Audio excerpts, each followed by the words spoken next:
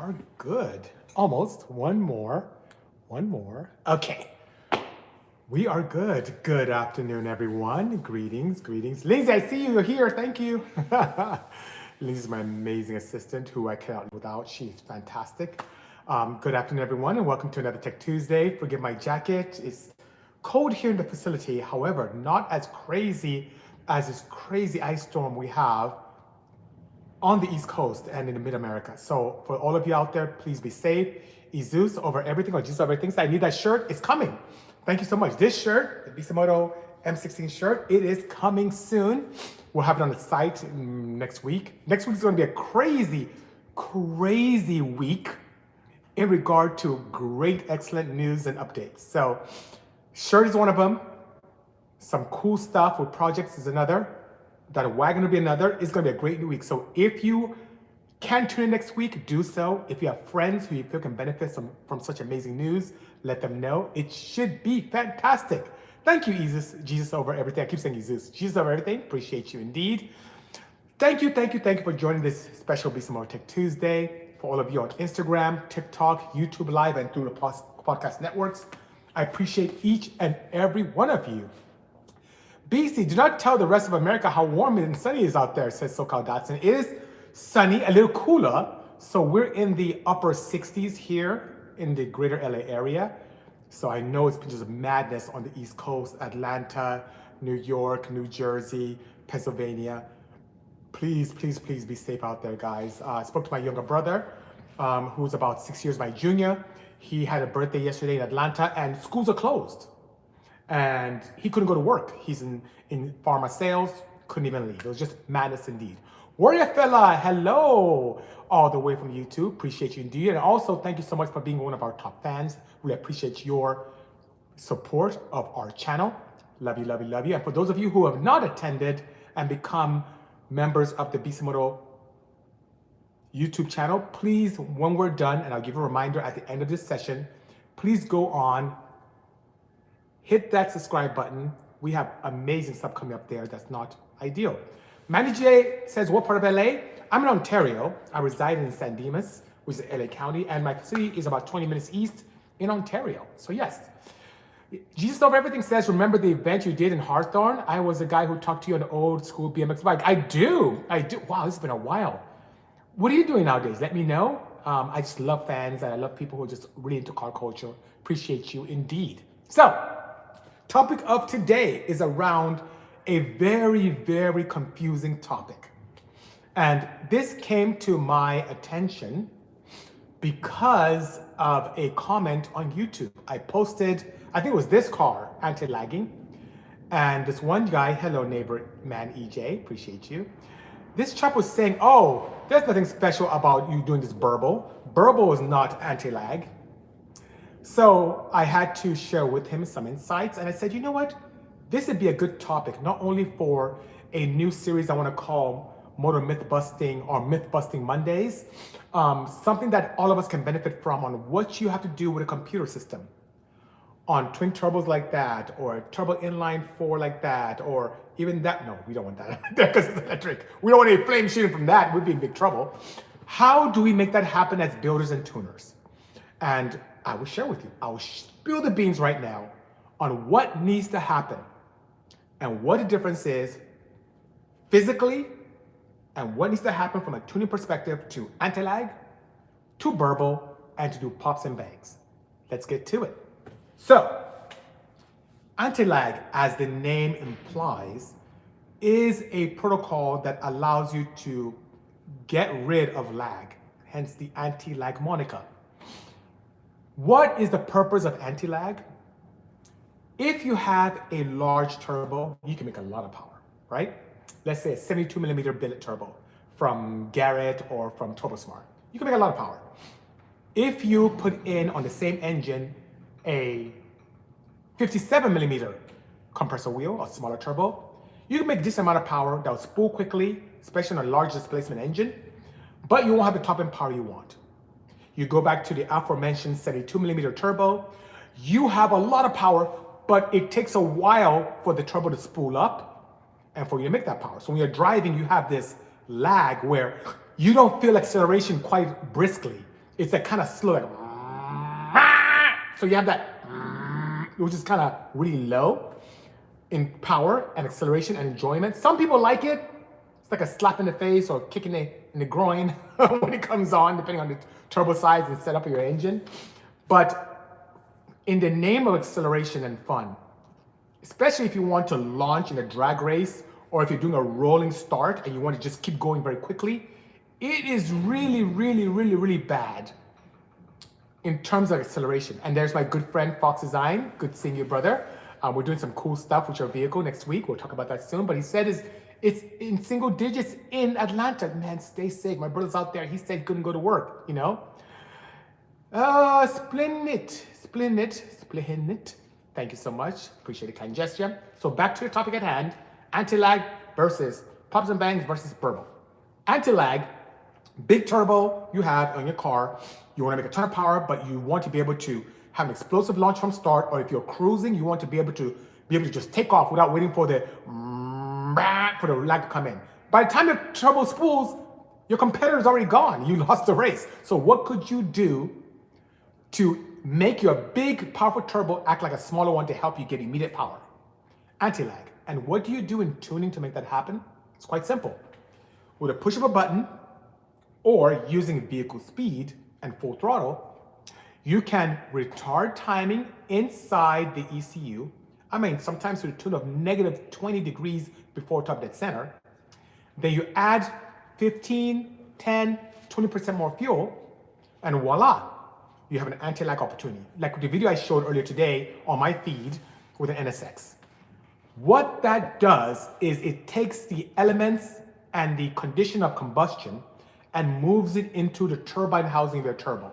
Yes, hard on turbos, but instead of doing a lot of combustion in the engine, in the cylinder itself, also being orchestrated by the combustion chamber, you are now doing combustion by delaying the ignition timing and putting it in the turbine. Now what that does, it kind of really quickly spools or shocks the turbine to spool quickly, and voila, you now have compressor pushing air into your engine very quickly, and you have an explosive launch. You also have this ability to do a rolling anti-lag and hit a button and it just spools up and you have power immediately. So you're boosting sometimes 5, 10, 15, 20 PSI at rest or when cruising at low RPM. That's what you want. You also have the opportunity to do an ignition cut where you want it. Some cars do well at 4,500 RPM, some do at 6,000. It depends on how much boost you want to build. The higher RPM you initiate this, the more boost you can create. The lower RPM, the less boost you can create.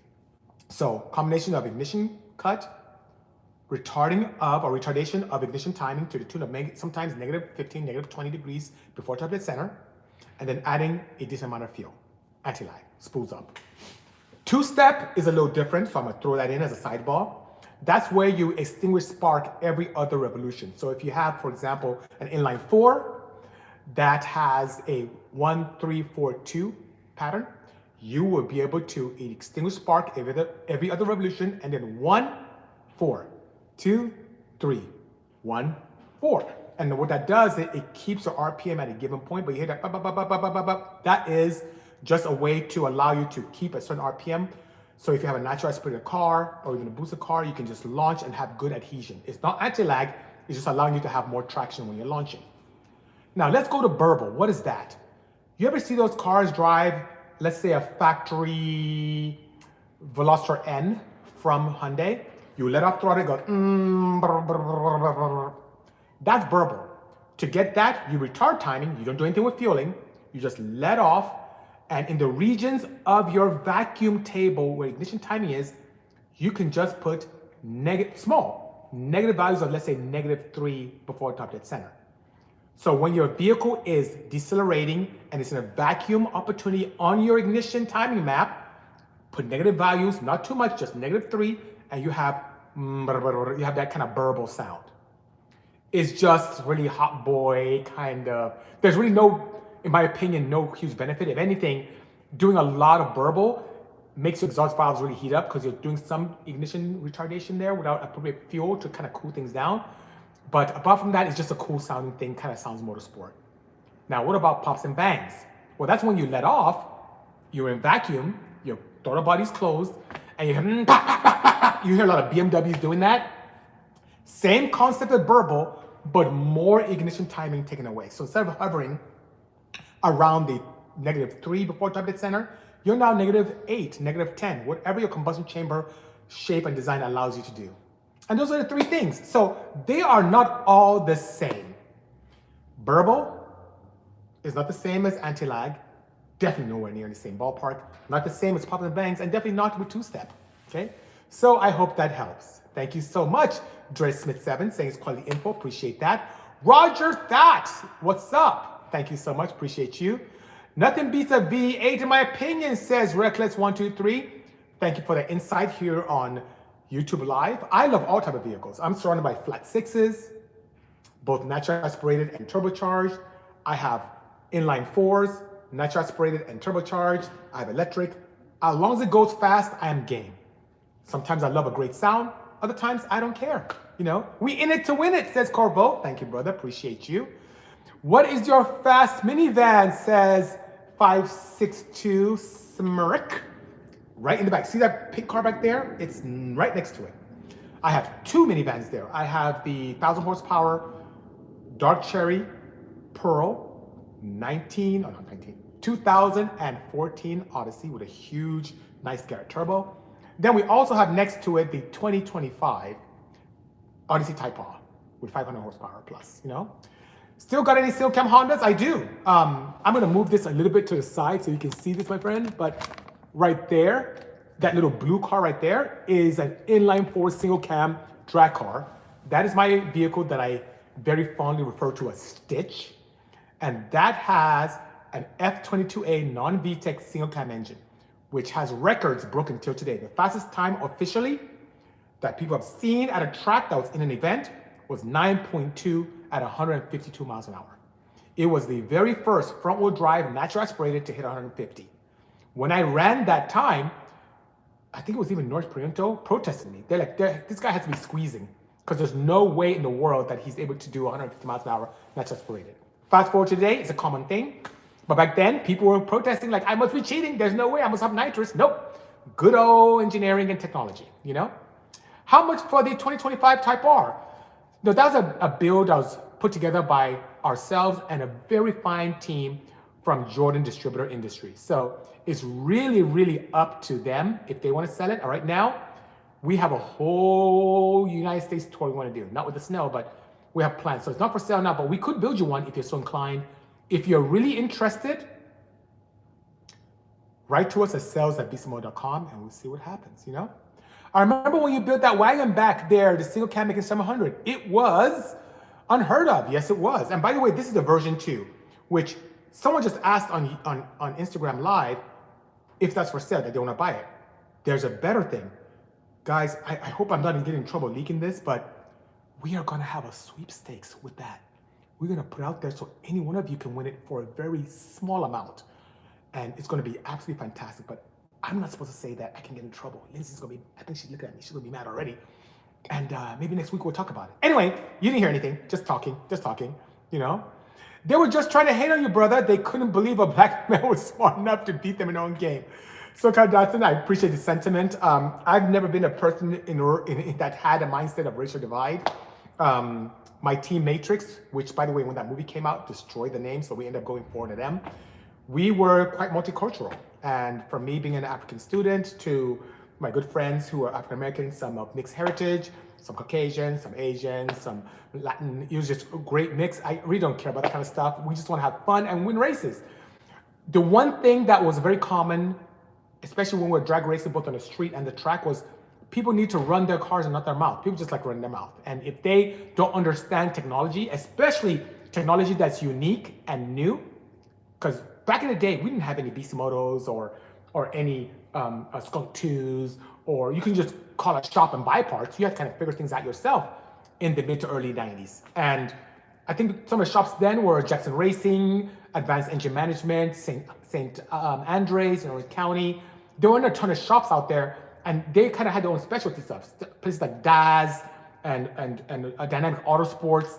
It's only as we started coming out and creating products, the first valve springs, camshafts, pistons with areas, all that fun stuff, that we started creating this great industry. And I'm very, very fortunate I may look young, guys, but I'm really old. I can thank my grandfather for how I look.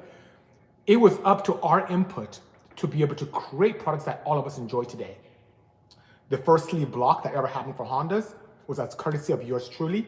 Mike Coughtry was someone who became a friend through RS Motorworks to be able to make that happen, and we brought the first Honda sleeve block to the market with his help. He's worked at Benson's Automotive for quite a while. Adapter plate systems came from yours truly. So all those H2Bs, H2Ds started here at Bisimoto. Kinsler injection is something that is so ubiquitous here in the automotive scene. Believe it or not, Jim Kinsler became my mentor, and he made the, I'm gonna show you guys this next week. He made the very first Honda Kinsler ITB for us. So we convinced him to get into the Honda market. It's upstairs. I'll bring that next week and we'll talk about that. Let's see, when it comes to single cam performance, showing the potential of D series and also F22As, right here, Bisimoto. So it's people like ourselves and Dr. Charles and Dave from Skunk 2, and even recently, the team from 4Piston with Luke and the rest of the guys. These are people, Speed Factory, these are people who are really, really, creating products and having this team build up. Tony Palo from 21 Motorsports. These are all people who really contribute a lot to our scene, and all of us enjoy from the hard work and labor and failures. God, if I get into failures, guys, we need like 3 hours, but I'll condense it for you in a nutshell. When I first started in this scene, 80 to 90, I mean it, 8 to 9 things I tried, 8 to 9 out of 10 things I tried, failed. I have dropped valves, I've blown up engines, I've cracked sleeves, I've blown gaskets, I've had intermix, I've broken crankshafts, I've broken camshafts, timing belts, clutches, gearboxes, drivetrain, axles, suspension components. I used to use pipes in the back of my suspension to prevent from squatting. I played on with wheelie bars or traction bars. I've tried everything from 22-inch slicks to 28s. I've done it all. And each time I failed, and I failed spectacularly, I didn't take it as a setback. I took it as an opportunity to learn. And ladies and gentlemen, brothers and sisters, boys and girls, it's something I like to impart upon you. Whenever you see a difficult time, whenever you come across challenges, try your best not to look at it as a failure or something you should run away from. Experience is the best teacher. It really, really is. Many times it's our fault, yes. And every experiment I did was something trying to push me to be better. It was my fault for choosing that. My fault for choosing racing Hondas. My fault for trying to figure things out. But you know what? We've all benefited. Fast forward to today, 80 to 90% of the experiments I do succeed. And I only have failure spectacularly in a very small percentage. So yeah, it's great. Failure is the best teacher sometimes, says It's My TV. Great stuff, BC. Always learning from you. Thank you so much. I want us all to learn from my experiences. It is great.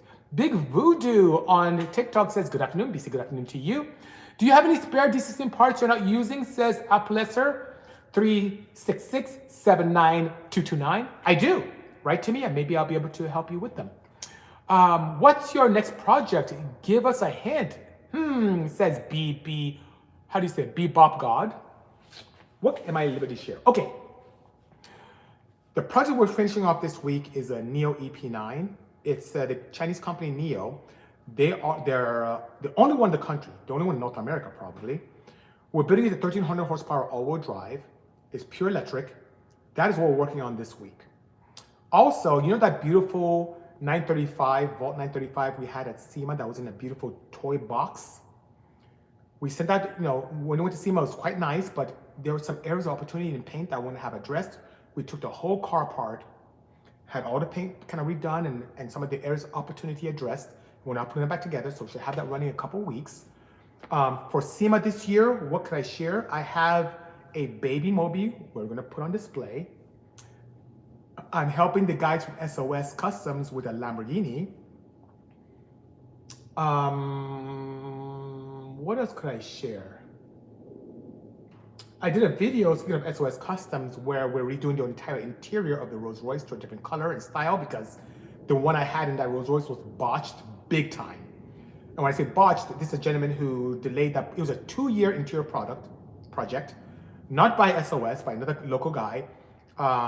He gave me a lot of excuses initially about materials coming late and then having challenges with his family and his wife and his shop and just one excuse of another. And when all is said and done, he delivered a car after paying him almost close to 20K, delivered a vehicle that was just botched. I mean, you raised up the center console, and this is a Rolls Royce, by the way. The stitching was out of control, glue everywhere, things coming apart. I was filming a video for Blackmagic, and as I was filming with my very good friend, Richard from TurboSmart, a panel, literally, the rocker arm panel, and Paul, you're here, you helped with that project, you did a great job with the wood. A rocker arm panel, like the little pillar panel, fell on me. I'm filming, and we're driving this thing, filming, and I hit the brakes, my seat slide forward. Dude, the guy, he hacked up the car. This is a beautiful classic Rolls Royce, hacked it up. So now, luckily for me, and shame on me for not going to them first, and I know better moving forward, because SOS did the Odyssey interior, they did this. I felt that Rolls Royce was maybe too crazy. And so I went to this guy who was highly recommended by one of my clients who only built high-end cars. And no, this chap messes up. Not only did he mess me up, a very good friend of mine who owns a Honda dealership downtown with his Porsche, same thing, messed up his car too. So guys, you gotta be careful with some of these chaps out there, you know? You really gotta be careful. It's just really sad that I experienced that. But luckily I have a team that is very, very committed to making things so fantastic for us, and it's good. Ryan Chamblers, hello, good to see you as well. Thank you so much for joining the Bisimoto Tech Tuesday. I know, right? SoCal Datsun, he said, damn, yep, it's quite interesting indeed. Hello, Ricky Unfiltered. Ricky was just here last week. Happy belated birthday, Ricky. Ricky's a good friend of mine, and he ordered some Hot Wheels from me with the Bisimoto 935s, and he's been waiting patiently forever. He finally came by and picked it up. So thank you, Ricky, for joining us. It was great seeing you. So God Dunn says, no, LOL. Yep, that's it. You think ICE is gonna locate this man?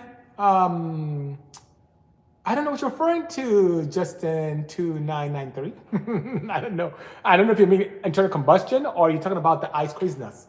SOS for the win, says SoCal Datsun. Amen. Absolutely. Shame on me. 100% my fault for not trusting them with that Rolls Royce out the gate. I trusted them with the wagon, knocked out the part. The wagon, literally, you look at this wagon, the interior looks like a Lamborghini. I'm not exaggerating. It looks like a Lamborghini Urus. That same kind of diamond stitching that exists in the center of it, the material, just everything, the look, the feel. That's practically a Lambo interior. I'm gonna put some pictures up next week. You guys can see the madness you guys did. On the Odyssey, since 2013, they put that interior. It looks brand new. They gave me some nice, soft plush pillows in it that says SOS. The stitching is absolutely spectacular. It was so beautiful that I remember the head of PR at American Honda in the West region, Chris Martin, saw the interior in the Odyssey and said, you know what, this belongs in our showroom. Of course, the exterior of the Odyssey is factory, but the interior was cloth when it came to us, and it was so beautiful, so gorgeous. They had it in the Honda headquarters showroom in Torrance. It was the first, and at the time only, outside vendor-built vehicle that's ever been in their headquarters. That Odyssey, and because of the interior, they saw the interior like, this is sick. And we had it there for a good 2-3 months. And then from there, went to a few dealerships like touring. It's great. So I love those guys. Shame on me. When you find someone who does a great job for you guys, stick with them. I've learned the hard way. Definitely learned the hard way indeed, All right, guys and girls, I'm going to go ahead and head out. It's a pleasure interacting with all of you. And thank you so much for hearing all of the insights I've had, especially around Antilag versus Burble versus two-step versus pop and bangs. Thank you so much for listening to me around some of the crazy projects we have coming up and more technology. Next week, you want to tune in. We have a ton of announcements to make. We have a lot of things, especially around that beautiful wagon right there. Around this, I did hint a little bit about the wagon. We have a lot more coming up very soon. I'd like to apologize ahead of time for my friends in Florida and also New York for the weather you're experiencing. Please be safe out there. Also in Atlanta, Paul from Fox Designs, by the way, helped tremendously with not only my center seat Porsche over there, but also interior of that beautiful wagon as well, and also the Rolls Royce. So I love you very much, Paul from Fox Designs, etc. Thank you so much. All right, guys, have a great week. See you same time next week as well. And if you haven't, this is a final reminder, head over to our YouTube page, type in Bisimoto, Bisimoto, hit that subscribe button, and you'll see some great things coming out from the facility from now moving forward. Take care, everyone. Have a great one, and cheers. Bye-bye.